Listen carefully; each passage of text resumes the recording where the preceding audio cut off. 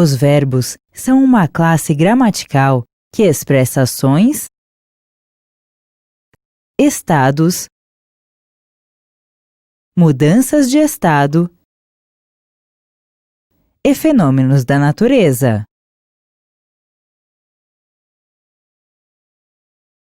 Dois ou mais verbos podem aparecer juntos, formando uma expressão com uma só unidade semântica. Essa expressão é chamada de locução verbal. Os verbos flexionam-se em pessoa e número para se referirem à primeira, segunda ou terceira pessoa do discurso, do singular ou do plural. As flexões verbais também podem mostrar que o falante toma como certo o fato enunciado. Isso acontece quando usamos o modo indicativo. Uma oração com o verbo no modo subjuntivo expressa dúvida, hipótese ou desejo do falante em relação ao fato apresentado. Por fim, há também o modo imperativo, por meio do qual o locutor exprime uma ordem, um conselho, um pedido ou um convite diretamente ao interlocutor. O verbo também se flexiona para indicar o momento de ocorrência de um fato em relação ao momento da fala. Ele se flexiona no presente do indicativo para apresentar um fato que ocorre simultaneamente ao momento da fala, um fato habitual, algo que ocorrerá em um futuro próximo, uma verdade científica ou ainda, para deixar mais vívido, um fato passado. Para indicar fatos concluídos em algum momento do passado, flexionamos os verbos no pretérito perfeito do indicativo. O pretérito imperfeito do indicativo, por sua vez, expressa um fato anterior ao momento da fala que durou ou se repetiu por algum tempo. Esse fato, portanto, apresenta-se como inacabado. Já o pretérito mais que perfeito expressa um fato que é anterior a outro que já ocorreu no passado. Em contextos informais, é frequente usarmos a forma composta do pretérito mais que perfeito no lugar da sua forma simples.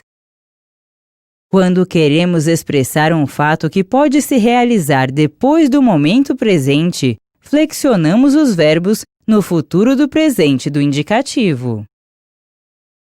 O futuro do pretérito, por sua vez, apresenta um fato que depende de uma condição para se realizar.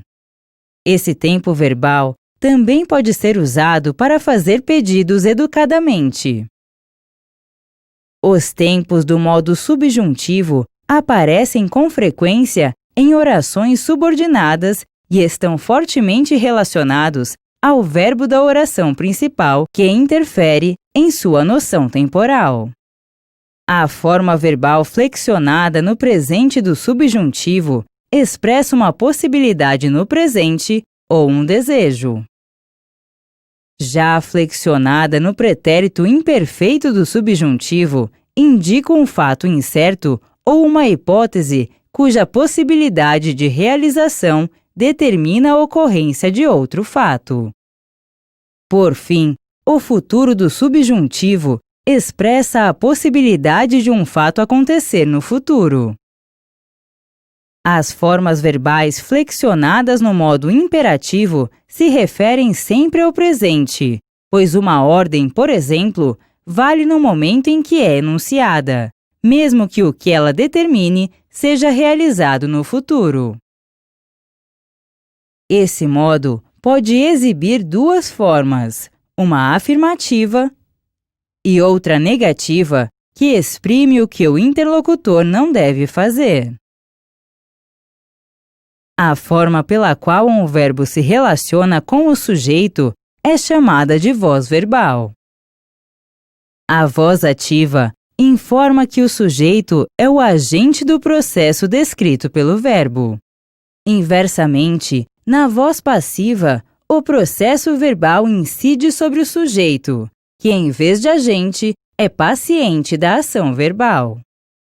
Essa voz pode se manifestar por uma locução verbal formada pelo verbo ser e pelo particípio do verbo principal. Nesse caso, é denominada voz passiva analítica.